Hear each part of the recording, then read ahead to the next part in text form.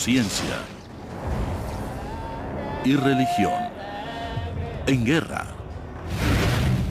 durante miles de años.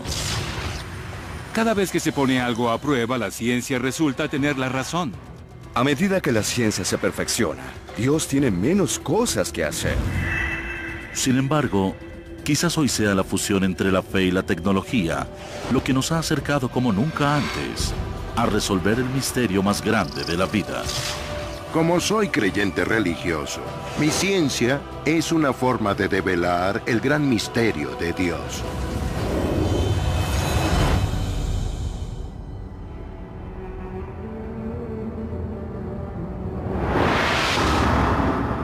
Durante siglos, la Iglesia Católica le declaró la guerra a la ciencia, creyendo que su propia existencia podría socavar los principios más sagrados de la fe. Los científicos eran acusados de herejes. Sus hallazgos eran encubiertos y algunas veces debían retractarse bajo amenazas de muerte. Pero hoy existen indicios de un cambio radical.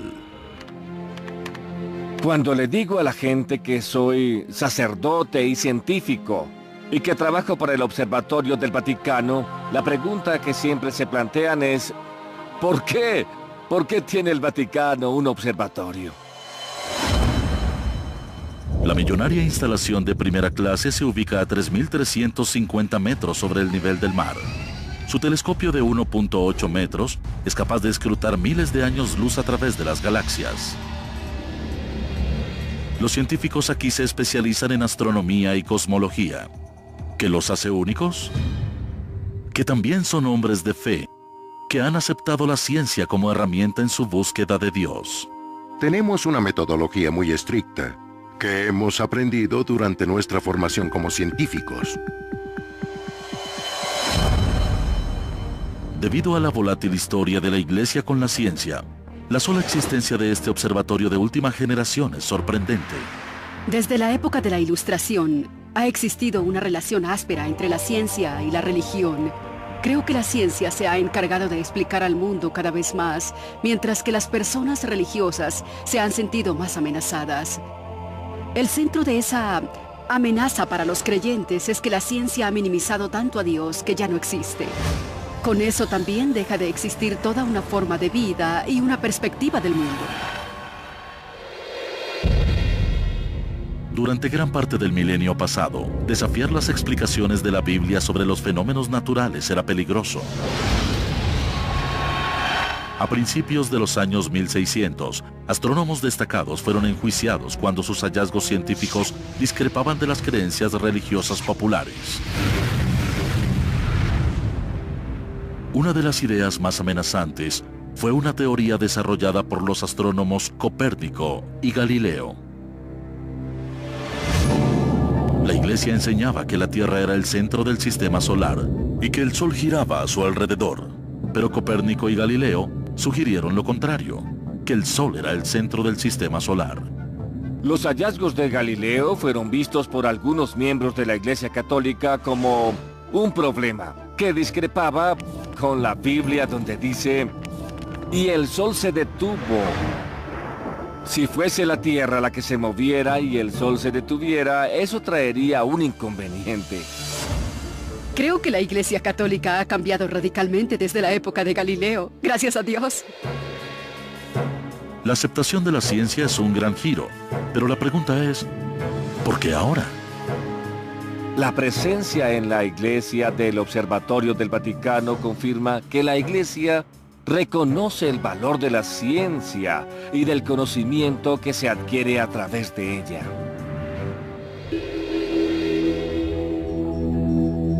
Mientras la mayoría de los científicos miran hacia las estrellas para buscar las respuestas a lo desconocido, estos hombres buscan algo más específico: pruebas de Dios. Esta búsqueda de pruebas de una mano divina que mueve el universo comienza desde el mismo momento de su creación. Ellos creen principalmente que explorando el universo hasta llegar al Big Bang, se preguntarán, ¿qué había antes del Big Bang? Si hubo una gran explosión, debía haber un autor. Todo el universo comenzó como un solo elemento que explotó. Eso produjo una energía que luego se transformó en materia. El Vaticano concuerda con la opinión científica general, que luego del Big Bang, la interacción de átomos de hidrógeno impulsados por la gravedad formaron las estrellas, galaxias y el universo como lo conocemos.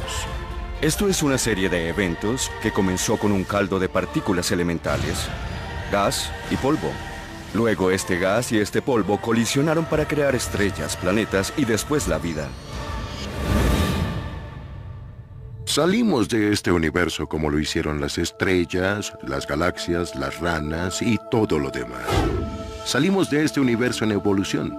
Esa es la mejor explicación científica para nuestro llegar a ser. ¿Todo esto ocurrió por casualidad o por necesidad? Mientras la religión sostiene la necesidad de un Dios para la creación de todas las cosas, la ciencia no lo cree. No vemos ningún obstáculo para imaginarnos el Big Bang como algo que sucedió. Desde la cosmología no hay ninguna razón para pensar que alguna influencia externa haya causado el Big Bang. Stephen Hawking dice que preguntar qué había antes del Big Bang es como preguntar cuál es el norte del Polo Norte. La pregunta es incoherente. Hace poco, Hawking desató la controversia al afirmar que, al existir una ley como la gravedad, el universo puede y se creará a sí mismo a partir de la nada. Stephen Hawking y otros proponen que para hablar del comienzo del universo no hizo falta Dios. Es algo absurdo.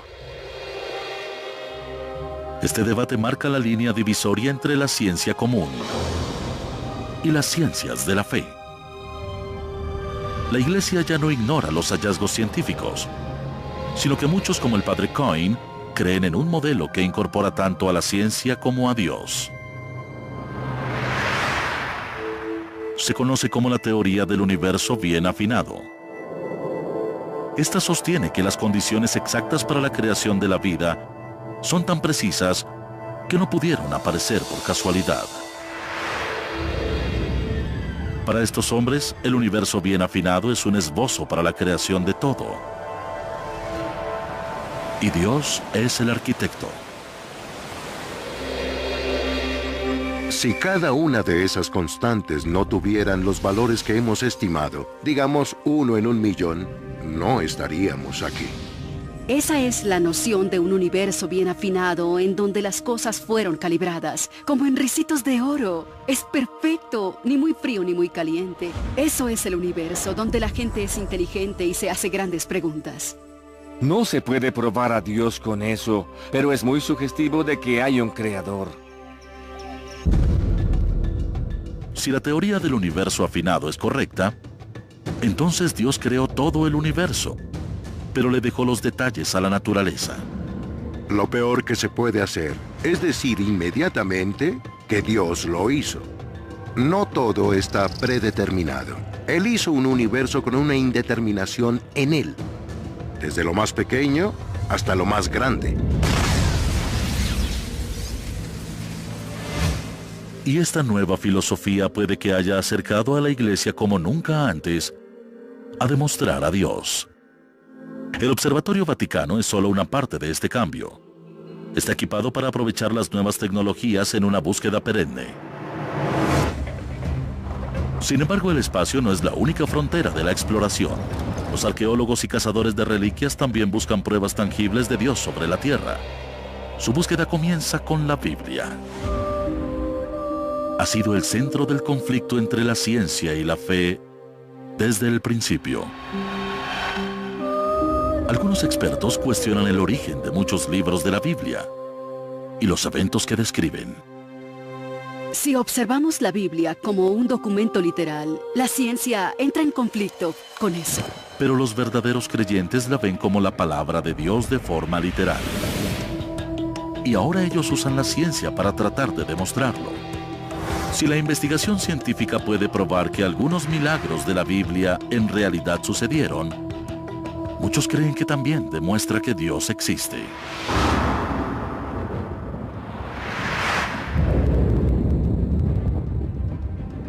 Al norte de Etiopía, un hombre está tras la pista del hallazgo más grande de todos. Fui investigador de crímenes en la policía y ahora quiero usar esas habilidades para resolver algunos misterios de la Biblia. Hoy vamos camino a resolver uno de los más grandes misterios de todos los tiempos. Su misión: hallar el arca perdida de la Alianza, un cofre misterioso construido para contener las placas donde fueron escritos los 10 mandamientos. Para muchos, el arca es poco más que una leyenda, pero los creyentes afirman que revelará pruebas físicas de Dios. Según el Antiguo Testamento, Dios se comunicó con los israelitas a través del arca. Se trata de un objeto que fue literalmente la señal y el sello de Dios de haber estado en la tierra. Fue la principal adoración de todo Israel y que desapareció de inmediato, en un parpadeo. No se supo nada más del arca y nadie sabe qué le ocurrió. Quizás sea debatible si el arca constituye la prueba definitiva de Dios. Pero antes debe ser encontrada. Arqueólogos e investigadores como Kornuk han rastreado todo el planeta para dar con pistas de su paradero. Pero después de miles de años, los rastros se han desvanecido. En su búsqueda, Kornuk se concentra en un área donde abundan pruebas potenciales. Me dijeron que vertían sangre en esto. Registros históricos. Los abas me mostraron a un agujero en la roca y afirman que ahí se estableció una tienda. Esta tienda era el tabernáculo. Y nuevas pistas que pronto podrían conducirlo al arca.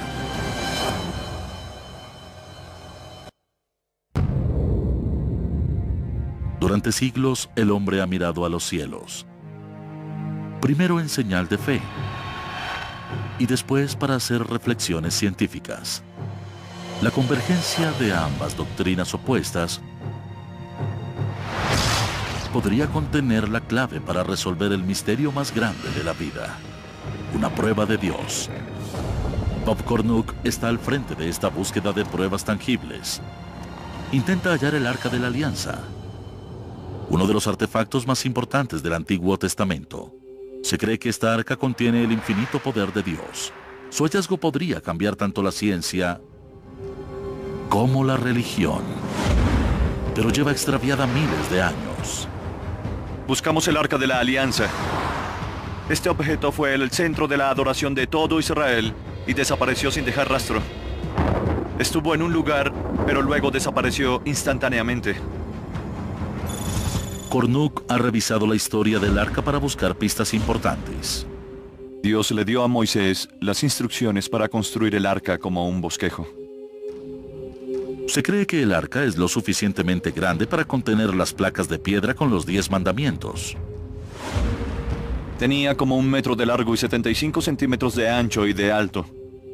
Estaba laminada con oro por dentro y por fuera. Sobre el arca se sentaron 2 ángeles dorados. Tanto el poder como la ira de Dios debían reposar dentro de la misma arca.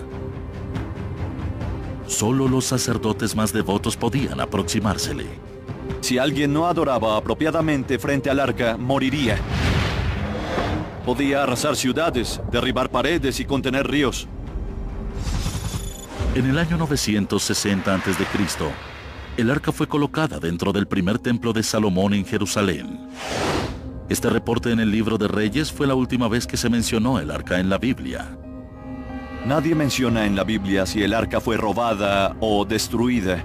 Simplemente ella dejó de existir. Algunos expertos en la Biblia difieren sobre el destino del arca. Existen varias teorías. Para Kornuk, la pista más convincente apareció en una investigación que hizo en los años 80 Graham Hancock, un corresponsal del diario The Economist. Hancock especuló que el arca fue rescatada del templo de Salomón durante el reinado de un rey pagano. Esa persona es Manasés, un rey malvado, maniático y demente que puso ídolos paganos en el templo. Esta profanación del templo habría impulsado a los sacerdotes devotos que resguardaban el arca a protegerla por cualquier medio, incluso sacándola de su morada sagrada. El arca habría sido sacada por un sacerdote levítico fiel que repudiaba lo que se estaba haciendo en la profanación del templo. Cornuc cree que el camino para huir de Jerusalén más probable habría sido hacia el oeste de Egipto y luego al sur por el río Nilo. La siguiente prueba que sustenta esta teoría podría yacer en estas rocas, en la pequeña isla Elefantina. Sus sospechas se basan en la existencia de las ruinas de un santuario antiguo, construido con las mismas especificaciones del templo de Salomón, el hogar original del arca. Los lugareños creen que fue construido como un refugio temporal, pero el arca no estaría segura ahí durante mucho tiempo. Los arqueólogos afirman que hubo un gran conflicto en la isla Elefantina. Los historiadores describen una reyerta con sus vecinos egipcios que puso al arca en peligro. Cornuc cree que la causa del ataque podría proporcionar una pista sobre lo que pasó con el arca. Se decía que era tan poderosa que debía hacerse un sacrificio con sangre antes de poder verla. Por las leyes judías, esto está prohibido en todos lados, menos en presencia del arca. Los judíos habrían sacrificado un carnero y los egipcios lo veneraban, y eso creó un conflicto y la destrucción del templo. Cornuc especula que durante la batalla, el arca fue llevada a un lugar seguro. La pregunta es, ¿a dónde?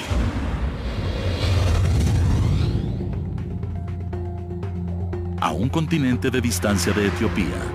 El libro del Éxodo llamó la atención de otro investigador que intenta acortar las distancias entre la ciencia y la fe.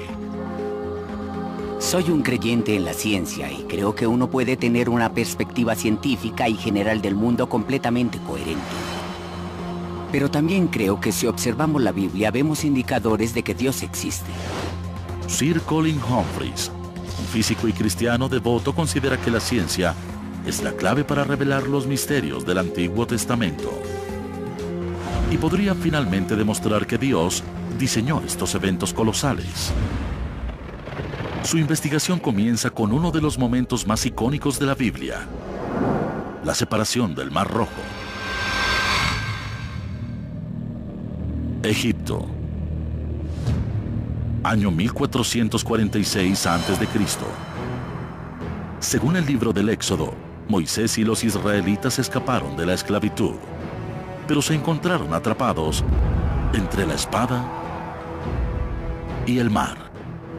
Los israelitas estaban atrapados, no tenían escapatoria, y de repente, un viento sopló sobre el mar toda la noche.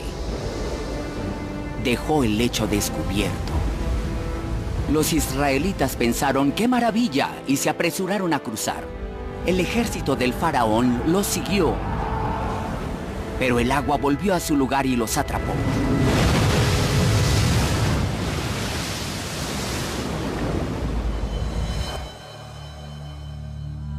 Para los creyentes, el pasaje de hace 3000 años demuestra a Dios en acción. Pero nuestro entendimiento moderno de la física y la dinámica de fluidos aumentan las dudas. El Mar Rojo es un cuerpo de agua enorme, más de 320 kilómetros en su punto más angosto, con una profundidad promedio de 490 metros. Entonces, ¿dónde pudieron cruzar con seguridad los israelitas? Las opiniones difieren sobre el posible lugar, pero muchos investigadores bíblicos apuntan al estrecho de Tirán, en la entrada del Golfo de Agaba, como el lugar que concuerda con la distancia y topografía descritas en la Biblia. Aquí, el golfo se reduce a un canal de 12 kilómetros.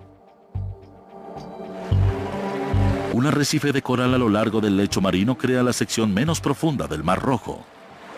Pero el arrecife yace a más de 10 metros de profundidad, muy profundo como para cruzarlo a pie, como se describe en el libro del Éxodo. También está el problema de las tropas del faraón. En el Éxodo se cuenta que el ejército egipcio persigue a los israelitas que huyen. Si el reporte bíblico es verdadero, ¿cómo encontraron un destino diferente? Para los no creyentes, la improbabilidad de estos eventos demuestra que el Antiguo Testamento no es más que una historia. Ahora, la ciencia realiza las preguntas.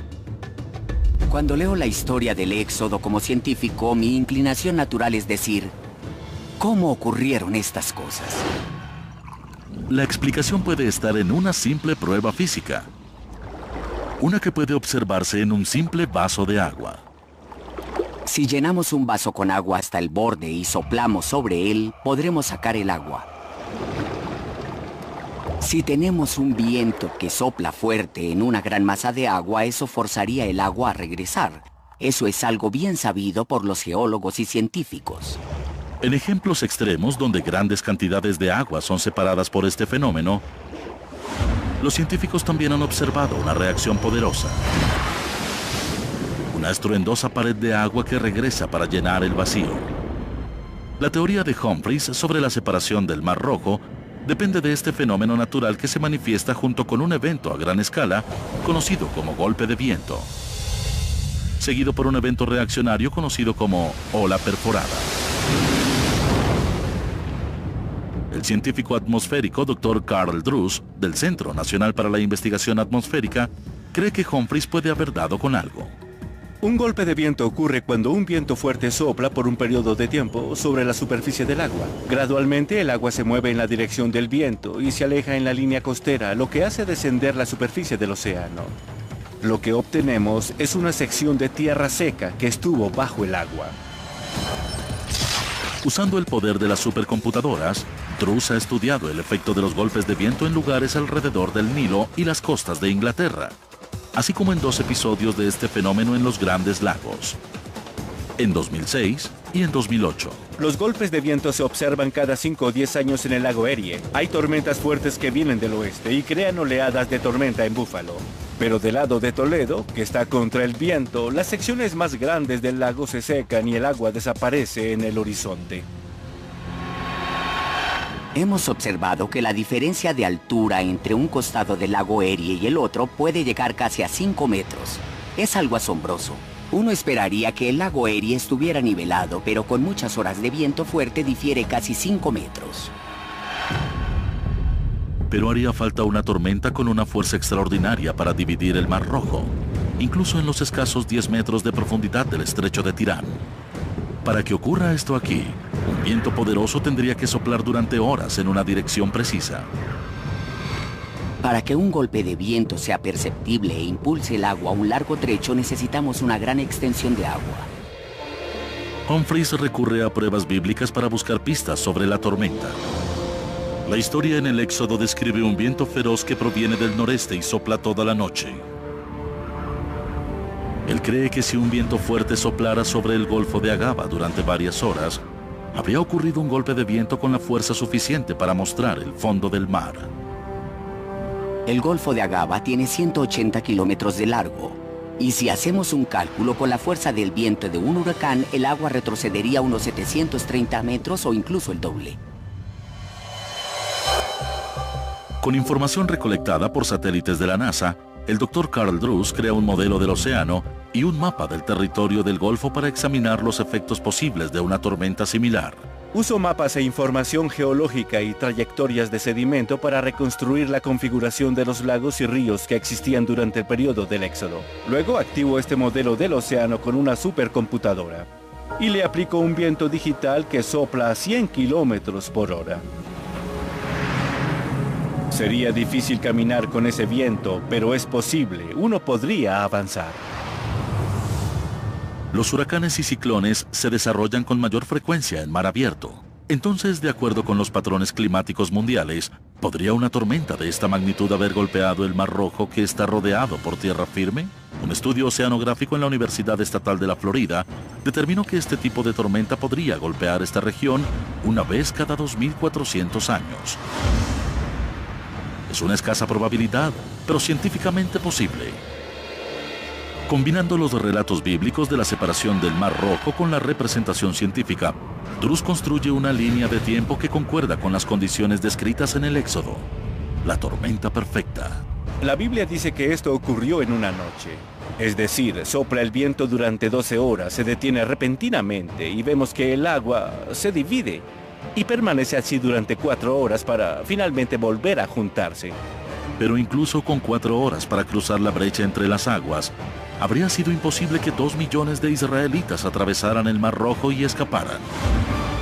¿Acaso las pruebas científicas refutan el relato bíblico? Hablamos de mucha gente que atraviesa un espacio pequeño en solo 4 horas. Esa cantidad es increíblemente grande. Muchos creen que la historia del Éxodo fue inventada.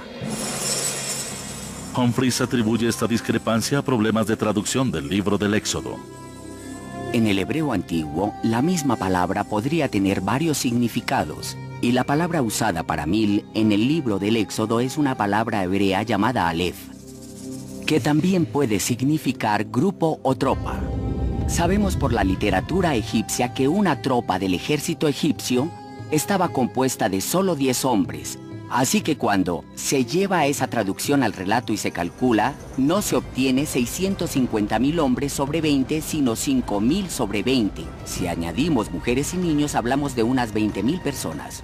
Si el nuevo cálculo de Humphreys es preciso, reafirma el caso de que el milagro del Mar Rojo realmente ocurrió. Humphreys calcula que una aglomeración de este tamaño podría cruzar un lecho marino de 12 kilómetros en 4 horas. Luego todo encaja. Y si los cálculos, que eran lo más complicado, se simplifican de repente, resulta elegante decir que esta tiene que ser la solución correcta. El diseño avanzado computarizado también podría validar una última pieza del milagro del Mar Rojo. Al acortar el lapso de tiempo de cruce a 4 horas, la ciencia permite entender cómo los israelitas pudieron escapar a la libertad. Y también cómo los egipcios encontraron la muerte en una de las mayores masacres descritas en la Biblia. Domingo por History. Desde la cosmología y la arqueología hasta la oceanografía, investigadores de varias disciplinas científicas han iniciado una búsqueda global para encontrar pruebas cuantificables de Dios. Sir Colin Humphreys y el Dr. Carl Drews buscan pruebas que demuestren que los eventos descritos en la Biblia realmente ocurrieron. Usando cálculos precisos y modelos computarizados, cada uno ha detallado un panorama para la tormenta perfecta que pudo haber causado la separación del Mar Rojo, como lo describe el libro del Éxodo. Según su teoría, un fenómeno llamado golpe de viento crea olas de gran duración y obliga al agua a retirarse lo suficiente como para que los israelitas pudieran abrirse camino a la libertad a través de una brecha entre las aguas. Pero el libro del Éxodo también describe la repentina destrucción del ejército del faraón mientras perseguía a los israelitas a través del lecho marino. Para explicar esto, Drews y Humphreys señalan la fuerza natural en oposición que puede seguir a casos extremos de golpes de viento. Una ola perforada. El término define el fenómeno en el que una marea regresa desplazando agua con tanta fuerza que forma una enorme ola de gran poder. Cuando el viento se detiene, esa agua regresa repentinamente y se originan estas paredes de agua turbulentas, colisionando y aplastando a cualquiera que estuviera en la brecha. Los cálculos de Drews revelan que un golpe de viento con la fuerza suficiente para separar el Mar Rojo habría desatado una ola rotatoria de magnitud devastadora. La primera vez que leí el relato pensé, si el agua regresó, ¿por qué no huyeron? Lo que muestran las matemáticas es que si se tiene esta agua que ha sido separada por el golpe de viento y el viento se detiene, esa agua regresa como una ola de marea, no regresa gradualmente sino bruscamente. Y el libro del Éxodo dice que Moisés abrió sus manos sobre las aguas y el viento dejó de soplar. Invocado por la mano de Moisés, o como reacción natural de un golpe de viento, una ola con esta fuerza habría arrasado instantáneamente al ejército del faraón. Oyeron este estruendo en la distancia. Cuando miraron, lo que habría sido una montaña de agua les cae encima desde ambos lados y desde atrás. Barre a estas personas hacia el mar, es lo que precisamente dice el libro del Éxodo. Hasta los detalles del relato concuerdan con lo que sabemos por la ciencia. Las olas perforadas son extrañas y un preciso modelo matemático para predecir este fenómeno ha eludido a los científicos durante siglos hasta ahora. Las matemáticas son complicadas. A esto se le llama ecuaciones diferenciales de segundo orden. Hace 300 o 200 años era imposible hacerlas. No se puede explicar, pero podemos decir que concuerda con la ciencia moderna y con un mecanismo natural.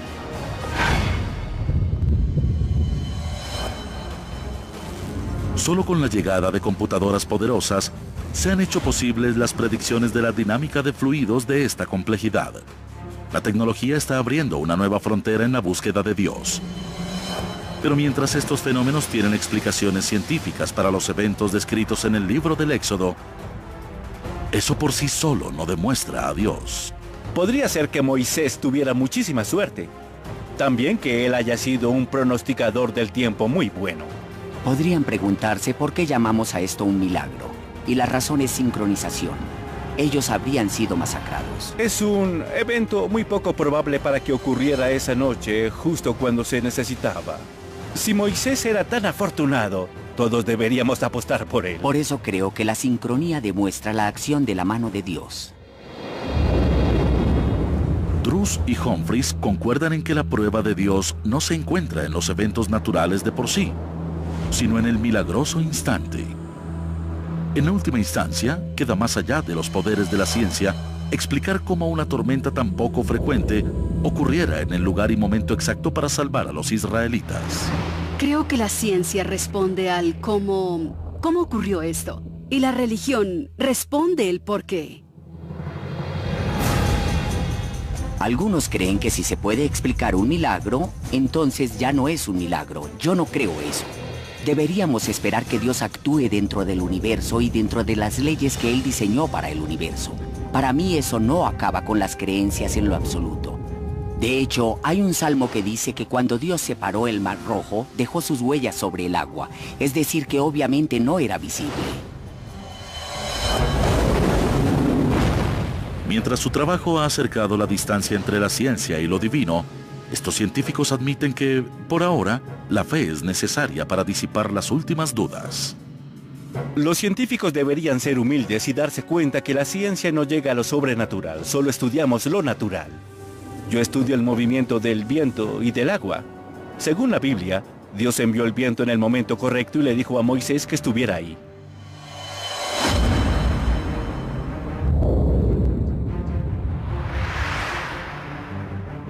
En su búsqueda para hallar el arca perdida de la alianza y la prueba de Dios que podría contener, Bob Cornuke ha seguido el rastro de las pistas hasta el norte de África. Si el arca fue perseguida desde la que fue su morada por 300 años en la isla Elefantina, Cornuke cree que la ruta más probable para protegerla habría sido siguiendo el río Nilo hasta Etiopía. Aquí es donde la búsqueda ha traído a Cornuke. Vamos a Gondar, un lugar donde viven judíos hasta la actualidad. Ellos afirman ser descendientes de las mismas personas que trajeron el Arca de la Alianza hasta Etiopía. Aquí los judíos suman menos del 1% de la población. Pero la existencia de esta aislada comunidad no es una prueba concreta de que el arca haya seguido este camino. La mayoría de los expertos creen que la presencia de judíos aquí es casual. Los expertos se burlan de la idea de que el Arca de la Alianza pudo haber venido aquí. Averiguaremos si podemos demostrar que estos expertos se equivocan. Estamos en Ciudad de Gondar, en Etiopía. Esta localidad es única en todo el mundo. En una época esta fue una floreciente comunidad judía. Hoy la mayoría de los judíos falaches se han ido. Pero en todos lados hay señales de que su presencia continúa. La comunidad judía que vivió en la zona Falache aparentemente estuvo aquí 400 o 500 años antes de la época de Cristo. Hay pilas de rocas. Estas tumbas podrían tener miles de años. Los habitantes siguen las tradiciones judías típicas en su mayoría, excepto una. Ellos hacen sacrificios de sangre. Esto no se hace en ningún lugar del mundo, pero se hace aquí en el pueblo Falache desde hace cientos o quizá miles de años. ¿Acaso esta es una conexión definitiva con el arca? Cornuke busca al último rabino de la comunidad Falache. Hola, Shalom. ¿Desde hace cuánto tiempo han vivido judíos aquí? Muy bien, desde el año 500 a.C. Ella dice que los judíos estuvieron aquí 500 años antes de Cristo y es lo que creo que demuestran las pruebas. ¿Ella sabe si los falaches hacen sacrificios de sangre?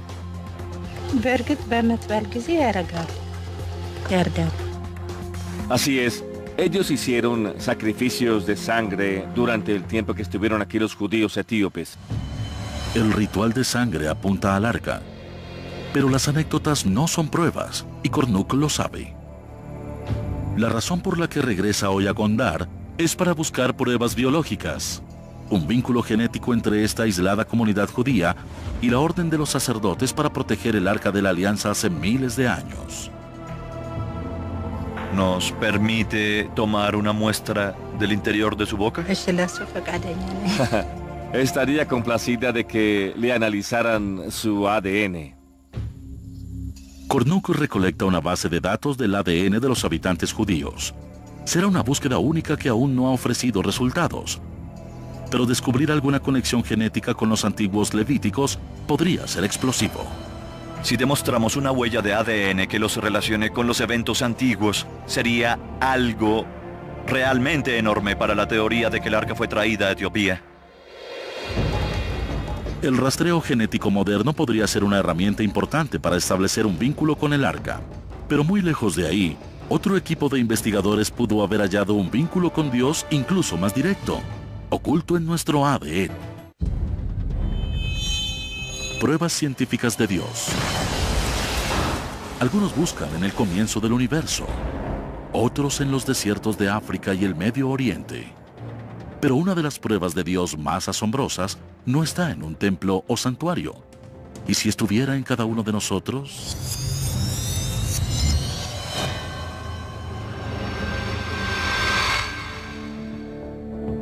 Investigaciones genéticas recientes han desatado un debate explosivo al explorar si nosotros mismos podríamos estar predeterminados a creer en Dios. El renombrado biólogo molecular Dr. Dean Hamer ha descubierto lo que llama el gen de Dios, que demuestra que creer en Dios, o incluso el mismo Dios, está codificado en nuestro ADN.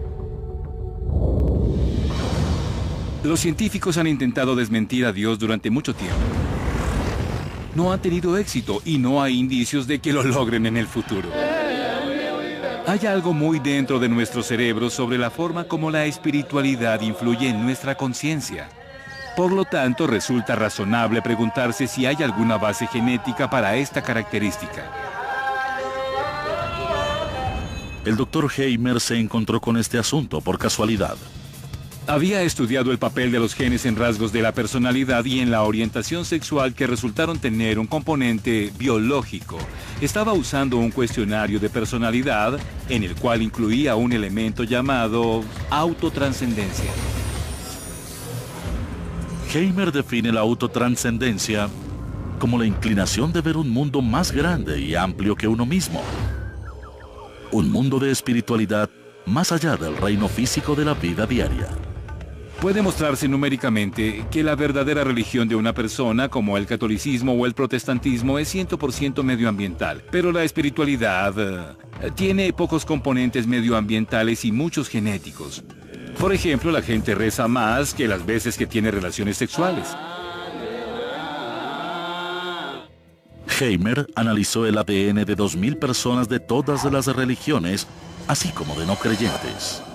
Seleccionamos un grupo de genes en la búsqueda de algo que se correlacionará considerablemente con un nivel de autotrascendencia. Después de varias pruebas, el equipo de Hamer identificó un tipo de gen en particular estrechamente relacionado a fuertes sensaciones de espiritualidad. Ese gen resultó llamarse BMAT2, que significa transportador vesicular de monoaminas. Para hacerlo más sencillo, a eso lo llamamos el gen de Dios. Creemos que tiene algo que ver con la habilidad o susceptibilidad de la gente para creer en conceptos como Dios. ¿Acaso esto prueba que Dios está establecido en nuestro código genético? Algo interesante sobre la espiritualidad es que en verdad es un rasgo independiente de la personalidad. Es diferente a la ansiedad o cualquier cosa que hayamos calculado. Tiene un componente emocional muy fuerte que hace que la gente crea en las cosas más alocadas o en las más importantes, dependiendo del punto de vista. Por eso existieron las cruzadas, por eso tuvimos todas esas grandes actividades de la iglesia, así como todas las lamentables. Heimer dice que el gen de Dios actúa como una droga, sumergiendo el cerebro humano en neurotransmisores llamados monoaminas, que regulan el humor y la percepción. El gen de Dios equilibra estas monoaminas cuando se transportan de célula en célula y afecta las respuestas individuales y emocionales. El BMAT2 existe en cada persona. Son como los genes del color del cabello, dependiendo exactamente del alelo del gen y de la combinación que tenemos. Eso determina si tu cabello es rubio o castaño, o si tienes una escala de autotrascendencia mayor o menor. Mientras más fuerte sea el alelo o la versión del gen BMAT2 que una persona tiene, mayor será la posibilidad de que sientan la presencia de Dios. Durante su investigación, el equipo de Heimer detectó otro fenómeno. Los efectos de una forma poderosa del gen de Dios puede a veces ser aumentada o replicada por drogas alucinógenas. Si observamos algunas drogas alucinógenas como la psilocibina o el LSD, vemos que son análogos de la serotonina. Parecen serotonina pero engañan al cerebro. Creemos que ese tipo de alteraciones que ocurren en la conciencia con drogas como la psilocibina o el LSD son parecidas a lo que le ocurre a la persona durante una experiencia espiritual intensa. Bien sea Jesús atravesando el desierto o Buda sentado bajo su árbol, de repente todo parece ser un poco diferente. Según los hallazgos de Heimer, las reacciones químicas causadas por el gen de Dios pudieron haber sido responsables de algunos milagros descritos en la Biblia, como Moisés y la zarza ardiendo. Moisés estaba en un viaje, básicamente. Puede que haya estado en un viaje porque Dios le estaba hablando desde una zarza ardiendo, o quizás estaba en un viaje porque se comió un hongo venenoso con su sopa ese día. No hay manera de saberlo, pero lo que sí sé es que sus experiencias quizás involucraban cambios en los niveles de monoamina en su cerebro. No digo esto para comparar las experiencias religiosas con las drogas, sino que ambos hechos actúan en los mismos senderos del cerebro. Si se tiene la versión del gen de Dios que lo hace a uno más espiritual, es contar con una diminuta o muy pequeña porción de psilocibina para toda la vida. Y hace el cerebro un poco más susceptible a este tipo de ideas. Si eres creyente, podrías decir que esto prueba que Dios nos hizo para que podamos entenderlo y demuestra su existencia. Si se es un incrédulo, podrías decir que esto demuestra que el cerebro crea a Dios, que todo es químico y que Dios no existe. Pero si no es ahí donde se conecta el hombre con Dios, ¿por qué se desarrollaría algo como el gen de Dios?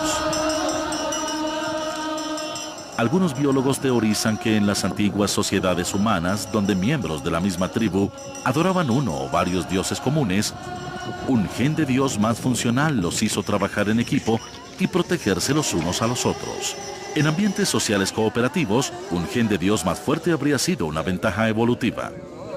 Pero los científicos también revelan una ventaja física en la espiritualidad. Hay mucha información hoy día que muestra que la gente que es espiritual y religiosa tiende a vivir más tiempo, a recuperarse de enfermedades más rápidamente. Hay muchas posibilidades de cómo genes como estos pudieron sobrevivir a la más reciente evolución. La causa de estos beneficios aún está por determinarse, pero el efecto es un área donde la ciencia y la fe trabajan juntas para alcanzar grandes adelantos. Es una relación que Heimer ha observado de cerca. La ciencia y la fe han estado en guerra durante mucho tiempo, y hasta ahora, cada vez que se realiza una prueba, la ciencia resulta tener la razón. Sí, la Tierra no es el centro del universo, gira alrededor del Sol. Sí, la evolución en verdad ocurrió, estamos relacionados a otros animales, no somos una especie única que fue colocada aquí. Donde la religión ha tenido razón y la ciencia ha fallado es en que la ciencia no se comunica con las necesidades emocionales de la gente.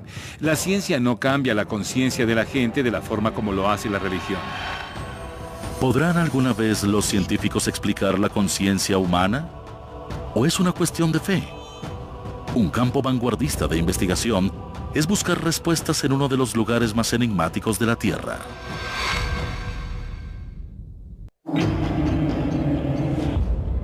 A través del tiempo, el hombre se ha esforzado por explicar su propia existencia.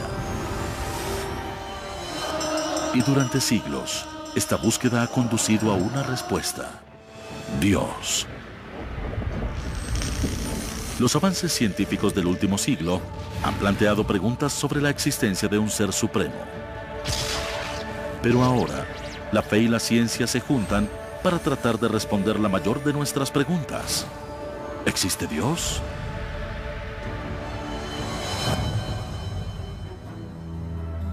Mientras cazadores de reliquias y creyentes buscan pruebas en la Biblia, este investigador cree que la clave de Dios podría estar más cerca de lo que pensamos.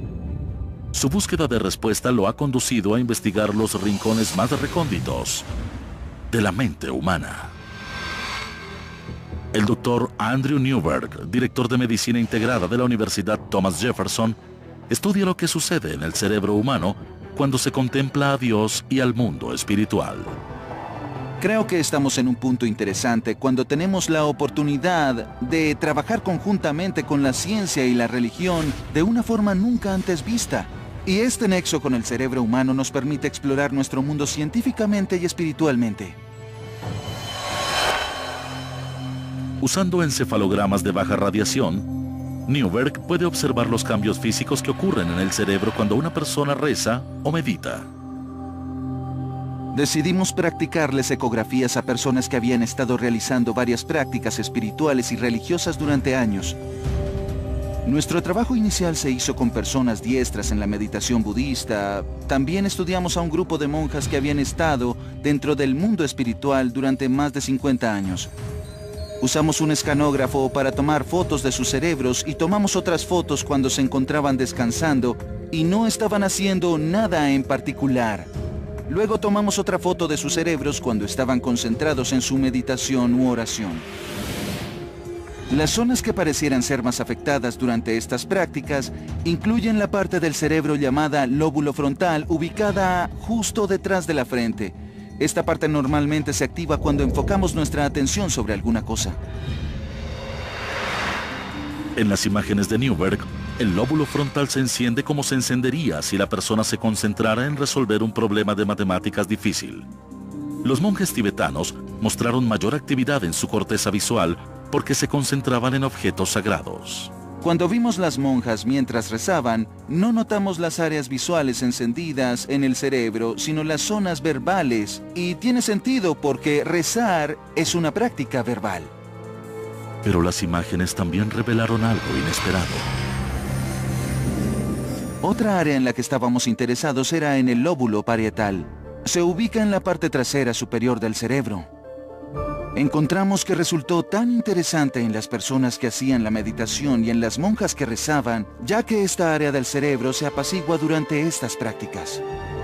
El lóbulo parietal es la parte del cerebro que monitorea y refuerza un sentido de nuestros alrededores físicos inmediatos. Cuando el Dr. Newberg veía cómo este se oscurecía, notaba que las personas perdían el rastro de sus alrededores, fusionándose con el universo. El cerebro está diciendo, sí, es así. Uno debería sentir eso porque el lóbulo parietal se oscurece y el lóbulo frontal se enciende. Tratamos con una experiencia en la que las personas se liberan y pierden la habilidad de percibir el espacio y el tiempo de la forma como normalmente lo hacemos.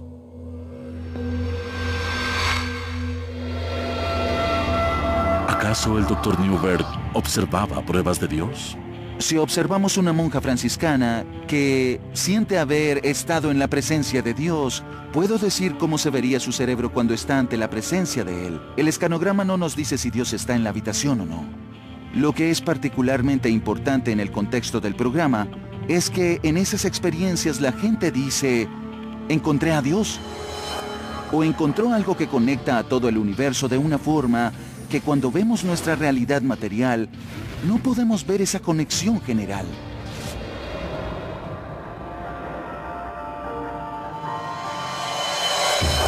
Los hallazgos de Newberg sugieren que la forma como está conectado el cerebro de una persona podría determinar si es un creyente o no.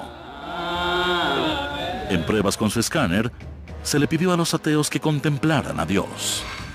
Cuando vemos el cerebro de los ateos, contemplando a Dios, lo que vemos es que en el lóbulo frontal hay un aumento de la actividad mayor al que vemos en las monjas franciscanas, quienes meditan y se concentran en Dios. Lo que pudimos concluir de este hallazgo es que un ateo en realidad no puede entender la idea. Se les pidió a las personas no religiosas con experiencia en meditación que se colocaran en un estado similar al trance. Los resultados revelaron que su actividad cerebral era muy diferente a la de los monjes y las monjas en un estado trascendental, pero religioso. En realidad no quieren pensar en Dios o tienen problemas pensando en Él. Quizá los lóbulos frontales no se encienden porque no pueden llegar ahí, no pueden ponerlo en su mente, no pueden concentrarse en eso a un nivel tan profundo como alguien que sí es religioso, porque en ese caso la persona sí lo entiende. ¿Acaso entenderlo es el resultado de la fe o la causa? ¿Hay algo conectado en el cerebro de los creyentes? ¿Hay o no hay un Dios? ¿Cuál es la naturaleza de la realidad? Cuando estamos en un sueño, actuamos como si eso fuese realidad. Y cuando despertamos a la realidad, notamos que lo otro no fue real, sino que fue un sueño. Cuando la gente tiene experiencias místicas o espirituales profundas, hacen lo mismo. Ellos sienten esa realidad. Es mucho más importante que la realidad de todos los días. ¿Significa esto que Dios está en nuestras mentes? ¿O acaso el lóbulo frontal es un canal a un poder superior? Hay algo más allá de nuestros cerebros que no podemos detectar con el escáner y de lo que aún podemos tener pruebas de alguna manera. Cuando me hago la pregunta, para mí resulta lo más importante. No creo que uno siempre esté equivocado. Mientras la búsqueda de pruebas del Todopoderoso continúa, otros buscan pruebas físicas de la presencia de Dios en la tierra. En Etiopía, Bob Cornuck está tras la pista del artefacto más sagrado mencionado en la Biblia: el Arca de la Alianza. El cofre dorado que según algunos contiene los 10 mandamientos y que ha estado perdido durante miles de años. Su recuperación y autenticación corroborarían amplias extensiones del Antiguo Testamento y quizás sea un cauce directo a Dios. Cornuck ha seguido el rastro de las pistas por el río Nilo hasta su fuente, el lago Tana. Cruzaremos el lago en un viaje en bote de 3 horas.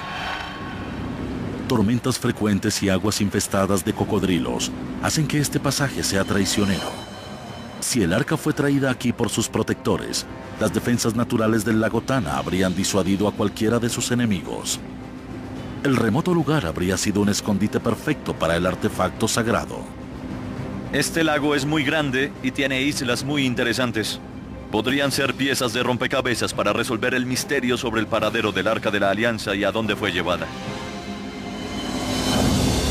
A casi 50 kilómetros de las costas se encuentra una isla prohibida. La pared de un acantilado de más de 12 metros de altura enmarca el perímetro, un obstáculo desalentador que podría haber protegido el arca de asaltantes y ladrones. Esa es la isla Tanakirkos. Pueden ver que parece un fuerte. ¿Cómo alguien podría escalar esa pared si quisiera buscar el arca y llevársela? Tanakirkos está habitada por monjes muy cautelosos con los forasteros. Ellos poseen una serie de artefactos extraños que podrían probar que el arca fue escondida en esta isla durante 800 años. Algunos de estos tesoros nunca han sido vistos por extraños. Determinado a tener acceso a los artefactos, Cornuck ha visitado antes la isla, tratando de ganar la confianza de los monjes. Hola, él es Abba Gabriel, un buen amigo mío. Él es considerado un hombre santo y es venerado por miles de personas. Veremos su aldea y veremos artefactos que podrían estar relacionados de manera única con la verdadera Arca de la Alianza. Las reliquias están aseguradas en un búnker cerrado.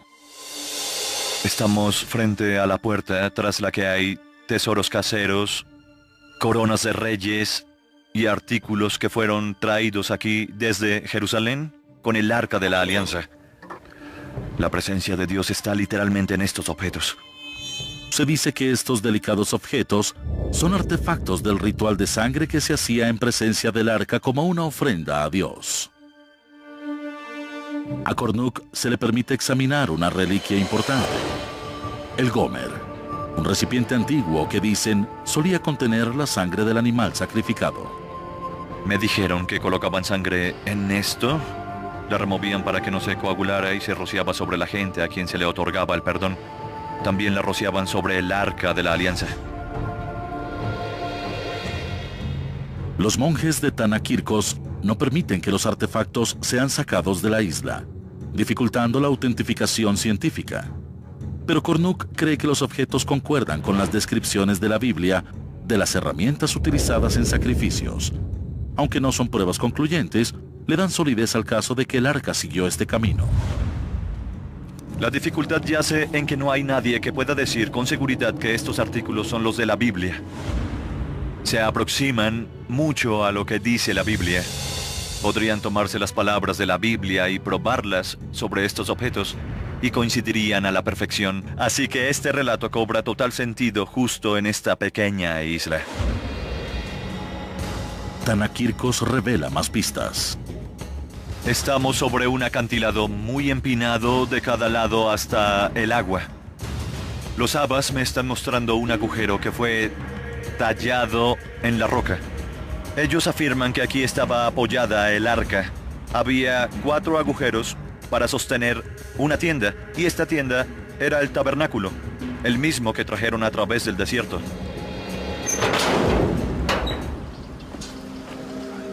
Estas rocas de aquí son los otros 2 apoyos. Fueron extraídas. Cortaron todo el bloque de granito y los trajeron aquí para cuando el Arca de la Alianza descansaba en el tabernáculo. Estos hallazgos sostienen la teoría de que el arca estuvo aquí, en la isla Tanakirkos. Pero mientras Cornuc busca pruebas de Dios, muchos creyentes recurren a un poder más alto, ayudados por un objetivo más urgente: una cura para el cáncer. Donde la medicina ha fallado, estos curadores por fe en Texas podrían traer la salvación.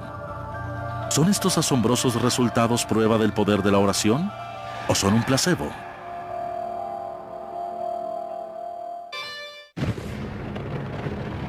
En la búsqueda mundial de pruebas de Dios, los neurocientíficos exploran la compleja relación entre la espiritualidad y el cerebro humano. Con la ayuda de un escáner TAC, el neurocientífico Andrew Newberg ha detectado cambios químicos en el cerebro cuando una persona reza o medita. A través de una serie de estudios, ha identificado el lóbulo frontal del cerebro como el epicentro de las experiencias espirituales o religiosas. ¿Tiene el cerebro el poder de curar?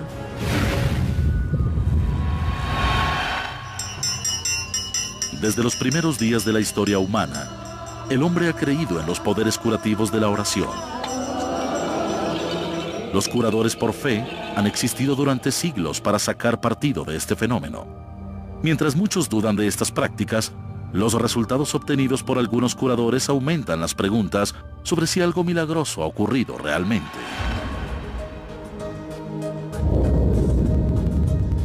Las multitudes que claman haber visto al Dr. Isaac Nemeh creen que están viendo a Dios trabajando a través de las manos del hombre. Esto es un milagro, en realidad una bendición de Dios. El Dr. Nemeh es un antiguo anestesiólogo que se hizo curandero. Si me proclamo curandero, significa que yo soy quien cura. Pero realmente, la sanación no proviene de mí. Nemeh afirma que es un canal por el que viaja la curación.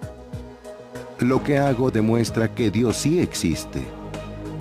Nemeh dice que las miles de curaciones que ha conseguido durante años son la prueba de que la ciencia y la fe trabajan en conjunto.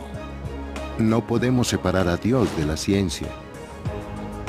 Cuando tratamos a la gente, ellos no tienen que saber que estoy rezando. muchos de sus pacientes han agotado las opciones que ofrece la medicina tradicional. Yo tengo cáncer de ovario. Ya perdí las esperanzas sobre las medicinas. Me han operado 3 veces. Por eso espero un milagro. Rezo por un milagro. Mientras el pronóstico suena sombrío, la historia de algunos de los antiguos pacientes del Dr. Nemeg parecen ofrecer esperanza. Conozcamos a Kathy Kwak, su diagnóstico: cáncer de pulmón. Nunca olvidaré el momento en el que el Dr. Nemeg rezaba sobre mi hombro y luego en el área del pecho, y de repente mis pulmones se expandieron por primera vez en mi vida y pude inhalar el aire fresco que no había podido poner en mis pulmones. Así que seguí respirando profundamente y mis pulmones seguían extendiéndose. No podía creerlo. Ella se presentó con el estado mental correcto. Por eso experimentó la curación rápidamente. Una semana después de visitar al Dr. Nemeg, las pruebas revelaron un hecho sorprendente. El tumor se había ido. El oncólogo de Kathy no pudo ofrecer una explicación médica. Dijo: nunca les digo esto a mis pacientes. Kathy desapareció. Desapareció por completo. Kathy, fuiste bendecida por un milagro. No permitas que alguien diga otra cosa. Aparentemente, Kathy experimentó un milagro. ¿Pero fue este sorprendente fenómeno un ejemplo de la misericordia de Dios? ¿O el efecto placebo que indujo al cerebro a sanar el cuerpo por sí mismo? Cuando la gente se sumerge en estados espirituales y rituales profundos, su cuerpo y su cerebro cambian. Quizá lo hacen de la forma como funciona su sistema inmunológico, que cambia la forma como el cuerpo y el cerebro reaccionan a ciertas cosas. Muchos científicos creen que el efecto placebo es falso, pero en realidad describe la forma poderosa como trabaja nuestro cerebro y puede cambiar la forma como actúa el cuerpo. Aún está más allá del poder de la ciencia saber si la curación de Kathy fue provocada por la gracia de Dios o la gracia de su gen de Dios. Pero antes de saber si los resultados dramáticos de la sanación son pruebas de Dios o simplemente pruebas del poder del placebo, la búsqueda de pruebas científicas de un poder superior continúa.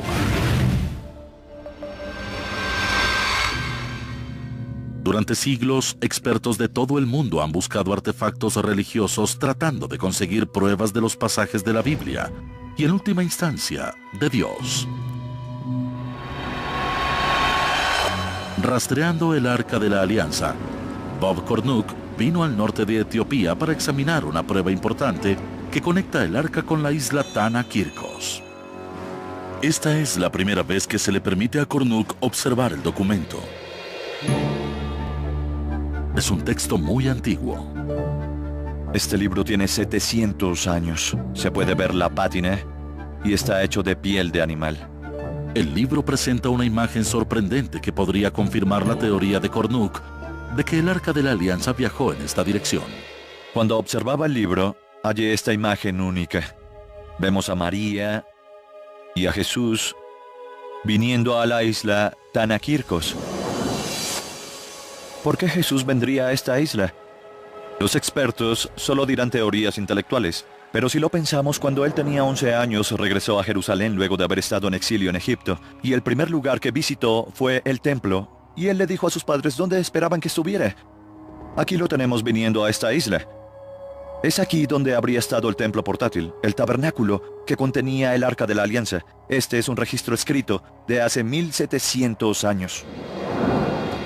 Transmitido durante generaciones, la historia oral de Tana Kirkos corrobora el relato del antiguo libro.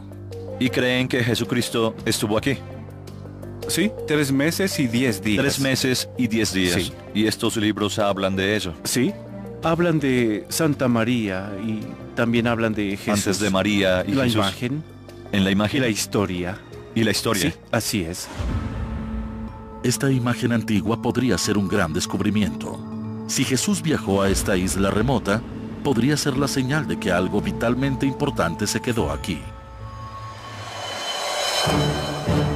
A medida que Cornuck se acerca cada vez más al arca, otros investigadores continúan su búsqueda de pruebas de Dios dentro del cerebro humano. Durante los últimos 50 años, los científicos se han unido en una de las búsquedas más importantes de la humanidad, la búsqueda de pruebas de Dios. Los cosmólogos buscan pistas en los orígenes del universo y el Big Bang. Usando los avances de la tecnología, los neurocientíficos buscan en las profundidades del cerebro humano. Han comenzado a explorar cómo nuestra relación con Dios puede ser determinada por la química de nuestro cerebro.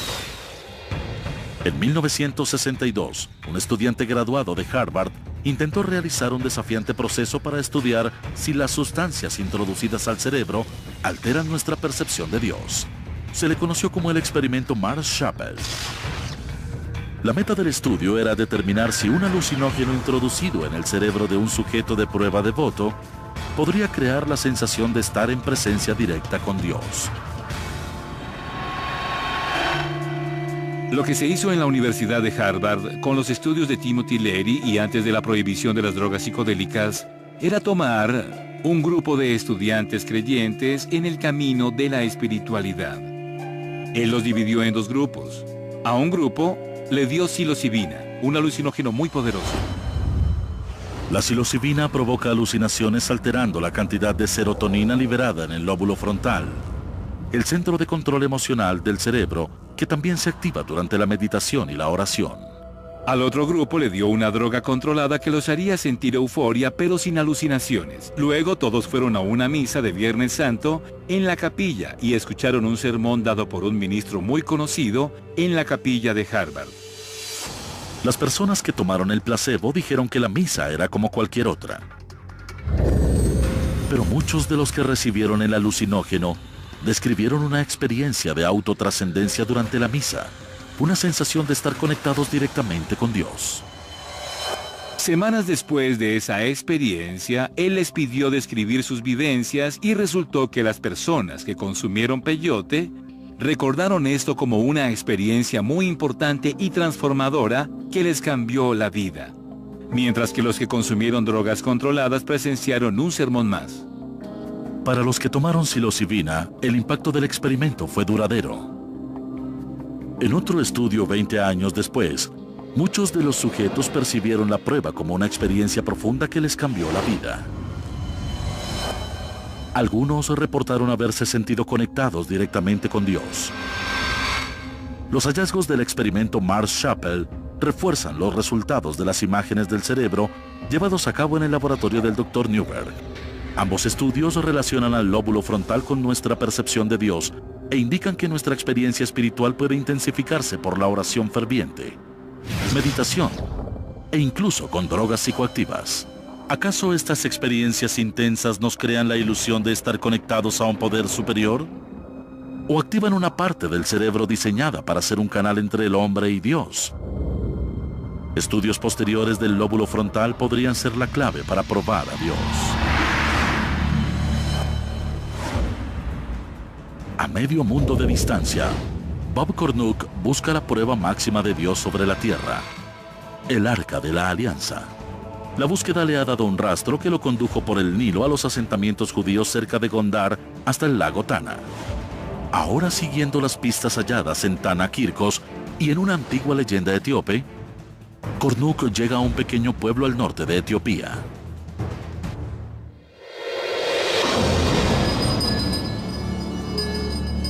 Aquí termina un gran recorrido para mí. ¿Cómo terminaría aquí de todos los lugares en el polvoriento pueblo de Aksum? Aksum no siempre fue un pueblo de granjeros. Hace 1500 años fue la vibrante ciudad capital del imperio aksumita. Una nación que dominaba el comercio al norte de África con un poder que rivalizaba al de Roma. Los reyes de Aksum exhibían espléndidas riquezas y coleccionaban tesoros de todo el mundo antiguo. En el siglo IV después de Cristo, se dice que el gobernante de Aksum capturó el más grande de los tesoros del mundo cristiano. Esana fue a la isla Tanakirkos, tomó el arca y la trajo hasta aquí, hasta este mismo lugar. Sobre las ruinas de una gran iglesia construida por Esana, Cornuke observa la prueba que está bajo sus pies. Rocas con dialecto etíope del siglo IV, llamado Wes, que dan detalles del robo del arca y su llegada triunfante a este lugar. Estamos caminando sobre los cimientos de la iglesia más antigua del África Negra. Justo aquí, Ezana en el siglo IV trajo el Arca de la Alianza. Los monjes me dijeron que esto de aquí son restos de los pisos, una pequeña parte de donde estaba lo más sagrado de aquí. Aquí estuvo el Arca de la Alianza durante varios siglos. Las pruebas arqueológicas revelan que esto fue alguna vez una gran iglesia estilo basílica, una estructura diseñada para contener el artefacto sagrado. Se puede ver que una vez esta iglesia tuvo motivos preciosos por estos tallados de aquí. No eran solo bloques de piedra, no se trató de una simple iglesia. A esto se le llama pila bautismal. Quizás sea eso o era el lugar donde los sacerdotes se bañaban antes de entrar a ver el Arca de la Alianza. La iglesia fue saqueada por invasores musulmanes en el siglo XVI. La historia del lugar cuenta que el arca fue rescatada por sus fieles protectores, que la escondieron hasta que se pudiera colocar en la iglesia de Santa María de Sion. Cuando la iglesia fue reconstruida en 1965, pasó a ser una catedral fortificada, un búnker construido para proteger algo de gran valor. Justo ahí es donde los etíopes dicen, y yo también creo, que está el Arca de la Alianza hoy día.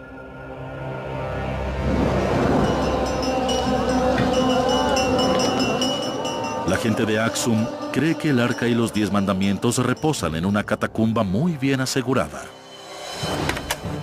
Un escuadrón de adoradores dedicados es la primera línea de defensa. Son voluntarios armados con rifles de asalto que vigilan día y noche este complejo. Él dice que durante 6 años ha sido guardián de esta iglesia. La seguridad de este complejo es muy estricta.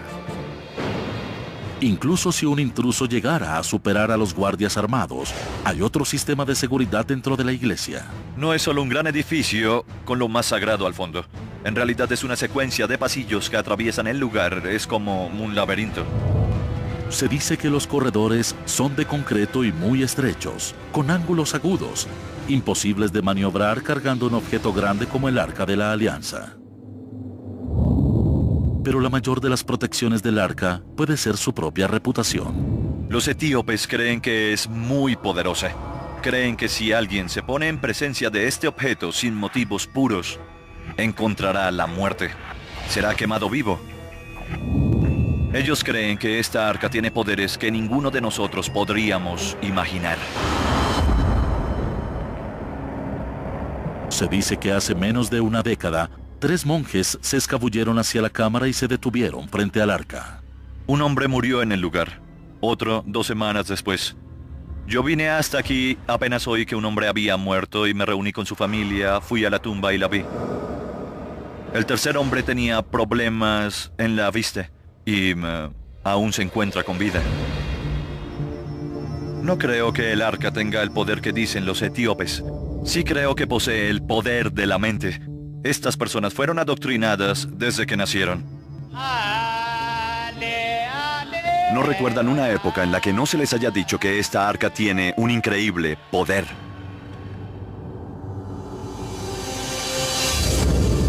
Solo un ser humano sobre la Tierra tiene permitido estar en presencia del arca regularmente. ¿Es este hombre la clave para revelar el poder de Dios sobre la Tierra? Mientras estuviste esperando, ellos recorrieron miles de caminos, decenas de garajes y dieron cientos de apretones de mano. Vuelven con más hallazgos y más tesoros. Desde la química del cerebro humano hasta la exploración de sistemas estelares lejanos, la ciencia está descubriendo nuevas evidencias en la búsqueda mundial de pruebas de Dios. Equipados con las últimas técnicas de análisis científico, investigadores y arqueólogos de todo el mundo buscan el artefacto más codiciado de la Biblia, el Arca de la Alianza. De ser descubierta, podría ser prueba del mismo Dios. Para Bob Cornuck, la búsqueda de su vida lo condujo a una iglesia en la rural Etiopía. Él cree que tras estas puertas podría estar el hallazgo arqueológico más importante de la historia: el Arca Perdida de la Alianza. Se cree que este clérigo enclaustrado es la única persona sobre la Tierra autorizada a estar en presencia del arca. Es conocido como el guardián. El guardián es el cuidador del arca. No tiene permitido salir. Vive toda su vida atrapado detrás de esos muros. Si el arca no estuviera ahí, ¿por qué estarían todos estos guardianes durante cientos y miles de años como prisioneros? El guardián casi nunca habla con extraños.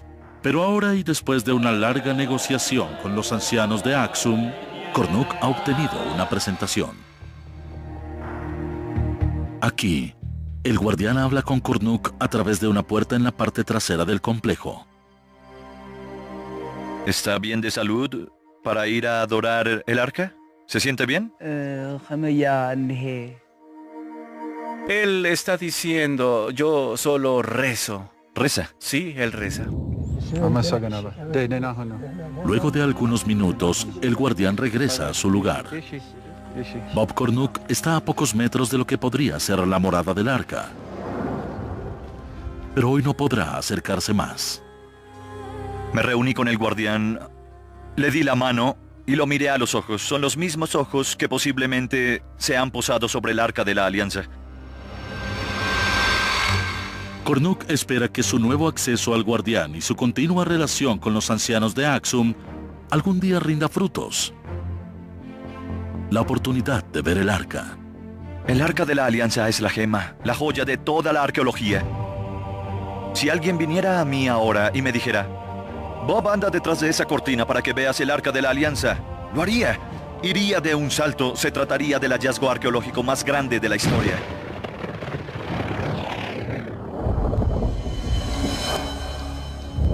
La búsqueda de pruebas científicas de Dios se extiende desde los objetos más grandes del universo hasta los más pequeños. Grenoble, en Francia, es la cuna de un inmenso laboratorio. Se localiza a más de 150 metros bajo tierra y abarca la frontera entre dos países. Esta es a rivalizar con la importancia del arca en una carrera por hallar pruebas de Dios. Un minúsculo cuerpo llamado la partícula de Dios. Mejor conocido para los físicos como el bosón de Higgs, la teórica partícula de Dios podría ser una conexión extraviada. Si es detectada, podría cambiar todo nuestro entendimiento del universo y alteraría para siempre el debate sobre la existencia de Dios. Las partículas tienen dos presentaciones. Hay partículas de materia y partículas de fuerza. Las partículas de fuerza pueden apilarse unas sobre otras y es lo que llamamos bosones. Muchos físicos de partículas teorizan que el bosón de Higgs es la partícula no descubierta que le da masa a toda la materia en el universo. El bosón de Higgs es diferente a las otras partículas que conocemos. Lo que lo hace especial es que incluso en un espacio vacío está ahí. Proporciona un medio a través del cual otras partículas se mueven, y es la razón por la que las partículas como electrones o quarks adquieren masa. La mejor analogía es cualquier medio como el agua o el aire. Cuando uno se mueve a través de esto, encuentra resistencia. Uno puede imaginarse que si uno se mueve a través del aire, puede hacerlo muy rápido. Si uno se mueve en el agua, lo hace más lento. En términos generales, eso es lo que les hace el bosón de Higgs a todas las partículas de la naturaleza. Si pueden encontrar esta partícula de fuerza, podría ser un paso para resolver los misterios del Big Bang y del origen del universo. Para estudiar partículas subatómicas, los físicos utilizan aceleradores de partículas. Para buscar la partícula de Dios, los investigadores construyen el acelerador más grande del mundo. Una pista oval de 27 kilómetros conocida como el Gran Colisionador de Hadrones, o LHC. Los instrumentos que tenemos en el colisionador son las máquinas más complicadas y precisas construidas por el ser humano.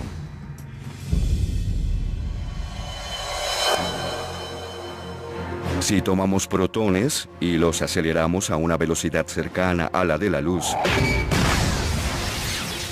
hasta el punto donde no importa la velocidad sino la energía, estas partículas tienen más de 1000 veces la energía que el protón tendría en estado estacionario. Con la energía que producen acelerando en dirección opuesta, Dos rayos de protones están puestos en trayectoria de colisión. Cuando chocan, el impacto resultante hace explotar a cada uno en una cascada de partículas, incluso más pequeñas, incluyendo varios tipos de bosones. Las colisiones entre los protones son tan energéticas que se obtiene una gran explosión de partículas diferentes. Los mismos protones tienen quarks y gluones dentro. Así que lo que sucede es que uno de los quarks o uno de los gluones de un protón impacta contra una de las partículas constitutivas del otro protón y crea una gran lluvia. La maquinaria dentro del LHC puede detectar y medir la mayoría de las partículas liberadas en estas colisiones. Si los científicos pueden hallar estas escurridizas partículas, sería decisivo. Su descubrimiento podría conducir a algo llamado la teoría del todo, que podría explicar el mismo momento de la creación. Si retrocedemos la película o en el tiempo, una teoría del todo nos ayudaría a explicar el Big Bang y a entender lo que pasó en ese momento. Los investigadores alrededor del mundo amplían las fronteras de nuestro conocimiento científico, abriendo una nueva frontera en la gran búsqueda de la humanidad: hallar pruebas de Dios. Esa búsqueda ha conducido a los físicos a construir la maquinaria más grande en la historia de la humanidad: el Gran Colisionador de Hadrones.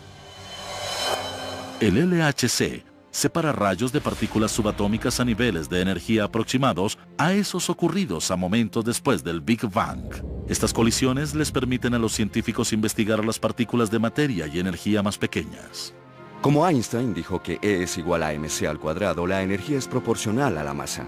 Si se quieren partículas más pesadas, se necesita más energía, lo que significa que hay que construir máquinas cada vez más grandes.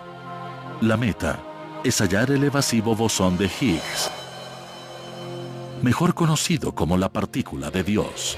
Su descubrimiento podría probar el modelo estándar de física, una teoría que resume nuestro conocimiento de mecánica cuántica, electromagnetismo y física de partículas. Hallar el bosón de Higgs sería un triunfo de la imaginación humana. Es el último ingrediente del modelo estándar de física de partículas, la última pieza del rompecabezas. Pero el modelo estándar por sí solo no puede darnos un entendimiento completo de la naturaleza.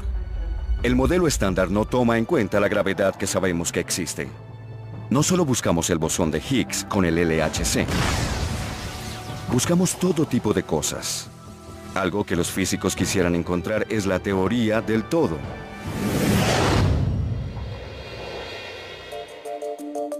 El modelo estándar es muy bueno en las fuerzas que conocemos: electromagnetismo y fuerzas nucleares. Si pudiéramos agregar ahí la gravedad, podríamos compilar todo lo que hay en el universo. Los científicos esperan que la partícula de Dios pudiera ser un peldaño hacia la teoría del todo. Una simple ecuación que describa todas las fuerzas fundamentales de la naturaleza: la gravedad, responsable de la evolución de estrellas y galaxias; la energía nuclear, responsable de mantener junta toda la materia; y la fuerza electromagnética, responsable de la luz, las interacciones químicas y la propia vida. Las verdaderas implicaciones de la teoría del todo es que puede que haya una teoría del todo, es decir, debe haber una serie de leyes de la naturaleza que aplican para todo lo que ocurre en toda la historia del universo. Nunca hay una desviación de esas leyes, nada se separa de ellas. No hay nada más allá o sobre ellas. Descubrir esta teoría podría ser esencial para nuestra comprensión sobre cómo empezó el universo. Algo que necesita hacer la teoría del todo es unir la gravedad con la mecánica cuántica. Es lo que hace falta para entender el Big Bang. Este fue el momento en el que había partículas alrededor. Por eso la mecánica cuántica es importante, pero el universo se estaba expandiendo a gran escala. Así que la gravedad era importante. La teoría del todo nos ayudaría a entender lo que pasó en ese momento. Si una teoría del todo podría ayudar a entender la creación del universo, ¿también podría explicar a su creador? Si hubiese una teoría del todo, si alguien supiera todas las leyes de la física, uno fácilmente se preguntaría, ¿eso es todo? ¿Acaso sería una buena explicación decir que esta es la teoría del todo porque alguna inteligencia superior lo hizo así? Para algunos, la respuesta es no. Con la teoría del todo, la ciencia reemplazaría a Dios como respuesta a cualquier pregunta sobre el universo. Pero para otros, la teoría del todo es por sí misma una prueba de Dios, su bosquejo para un universo bien afinado. En la expansión del universo, uno puede ver una arquitectura, un orden, energía que se transforma en materia y que tiene en sí misma la asombrosa capacidad de formarse, de ordenarse y de proporcionar la vida. Einstein siempre usaba lenguaje religioso. No creía en un Dios consciente, separado del mundo físico, sino que pensó que las leyes fundamentales de la física eran los pensamientos de Dios. Los investigadores en el LHC han realizado muchas pruebas, pero hasta ahora no han tenido éxito en sus intentos de detectar la partícula de Dios.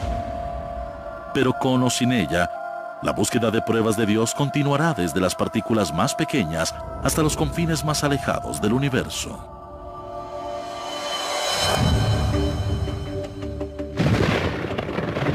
Desde el Arca de la Alianza hasta el bosquejo de Dios para el universo, la búsqueda por pruebas de Dios es un trabajo en proceso. ¿Puede la ciencia probar a Dios? Ahora no. Pero creo que la única forma en que probaremos a Dios o no es solo a través de perspectivas religiosas y espirituales, sino también a través de una perspectiva científica empírica. Pero la investigación en sí, la búsqueda de una prueba cuantificable de un creador, es una faceta definitoria de la experiencia humana. Si Dios existe, es la pregunta más importante de la vida, porque eso cambiaría la forma como vivimos. Luego buscaríamos pruebas de esto. ¿Es este el lugar donde la ciencia finalmente encontrará las pruebas de Dios? ¿O es este el próximo gran paso de nuestra comprensión de una fuerza superior? Si existe una, podría venir en cualquier momento y de cualquier lado. Pero aunque la ciencia se esfuerce en demostrar que Dios existe o no, algunos preguntarán, ¿cuánto queremos saber en verdad? El Dios de las distancias, el Dios que explica lo inexplicable, se ha vuelto cada vez más y más pequeño. ¿Qué escogemos creer? ¿Que este mundo material es lo único que hay? ¿Y la ciencia puede explicar todo? Bien. Es un dilema que confronta incluso hasta al científico más pragmático. No creo que la ciencia por sí misma nos dé propósito y significado. No nos dice qué es correcto y qué es incorrecto. Pero si uno quiere saber eso, es importante basar esa discusión en el mundo real. Si el mundo real no tiene a Dios en él, entonces el propósito y el significado deben provenir de otro lugar. A medida que la búsqueda de Dios avanza, inspira a expertos y a científicos que ven su trabajo acortando la distancia que separa la fe del hecho. Si todas las personas vieran el mundo como científicos, es como si todos viéramos el mundo a través de un telescopio. Pero si también lo vemos a través de la fe, es como contar con otro ojo. Se puede abarcar mejor el universo y tendríamos una visión más tridimensional del mundo.